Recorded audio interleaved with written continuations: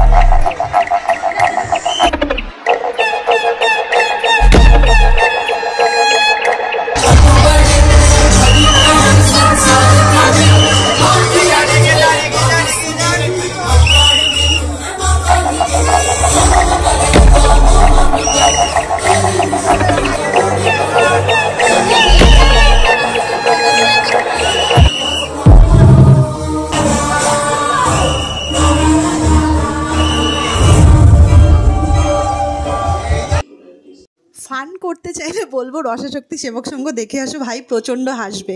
তারপর আমরা চলে গেছিলাম এই ময়না ক্লাবের প্যান্ডেলটা, যেটা লালকাতে রয়েছে। এইটাও ভীষণ সুন্দর, আর আমরা বেছে বেছে ওই প্যান্ডেলগুলোই দেখি যেগুলোতে একটু লাইন কম থাকে বা একেবারেই থাকে না। আর এই ধরনের প্যান্ডেলগুলো না মানুষের নজর এড়িয়ে যায়, বাট খুবই সুন্দর করেছে এটাও।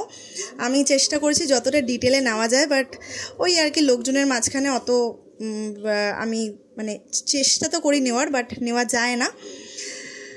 তো এই ছিল হচ্ছে ময়না ক্লাবের প্যান্ডেলটা। এটার সবচেয়ে যেটা নজর কেড়েছে সেটা হচ্ছে এই প্যান্ডেলের ঠাকুরটা, মানে একদম কালার কম্বিনেশন থেকে শুরু করে পুরো ঠাকুরটা একদম অ্যাস্থেটিক ছিল, অ্যাস্থেটিক মা কালী।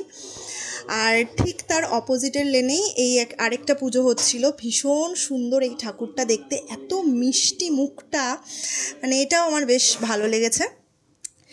তারপর আমরা জোড়াকালির জন্য লাইন দিয়েছিলাম, বিশাল একটা লাইন ছিল। গৌরব তপাদারের প্যান্ডেল, যেটা খুবই ফেমাস, প্রচণ্ড হাইপ পেয়েছে এবার, বাট এত লাইন দেখে আমরা বেরিয়ে চলে এসেছি।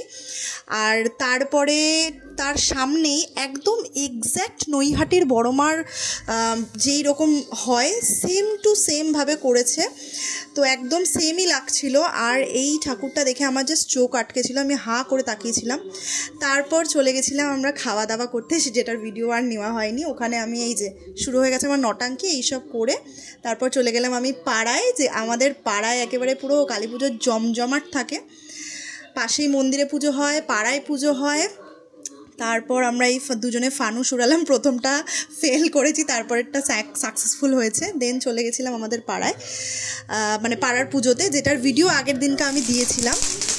তো সেখানে ছিলাম। তারপরে এই যে বাচ্চা কাচ্চারা সব বাজি ফাটাচ্ছিল, আমি এবছর সেভাবে বাজি ফাটাইনি। তো আমি বসে দেখছিলাম, ভিডিও করছিলাম। বেশ দিওয়ালি পুরো একদম সর্টেড বলা যায়। সত্যি কথা বলতে ছোটোবেলা থেকে না আমাদের এই যে আমরা সবাই ছোটোবেলা থেকে আমরা কালী পুজোয় রাত জাগি, আর এই যে রাত 3:30-র সময় আমরা সব কিছু করে বাড়ি ফিরছি। তো আগে দুর্গাপুজো থেকে কালী পুজোটাই বেশি মজা হতো, কিন্তু এখন লাস্ট 2-3 বছর অতটাও হয়নি, কিন্তু এই বছর আলাদাই হয়েছে। মানে এই বছর মনে হলো যেন সেই ছোটোবেলার কালী পুজোটা আবার ফিরে পেলাম। তো বাস এই ছিল দীপাবলির সন্ধে, এবং সারাটা দিন ভীষণ ভালো কেটেছে।